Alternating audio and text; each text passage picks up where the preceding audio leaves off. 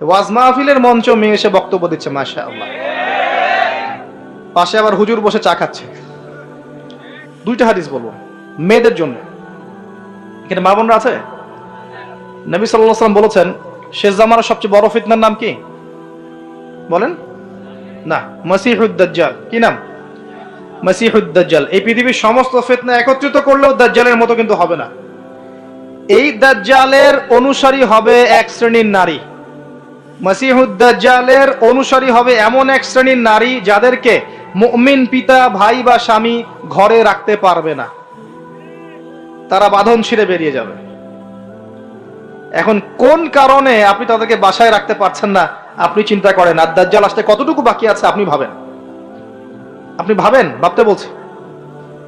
আরেকটা হাদিস নবীজি বলেছেন, আমি এক শ্রেণীর নারীর কথা বলছি যাদেরকে আমি এখনো দেখি নাই, মানে 1400 বছর আগে তারা ছিল না পৃথিবীতে, তারা আসবে এক সময়, যারা জান্নাতে যাবেও না, জান্নাতের গন্ধ পাবে না, যদিও জান্নাতের গন্ধ 70 বছরের পর থেকে পাওয়া যায়। কারা তারা?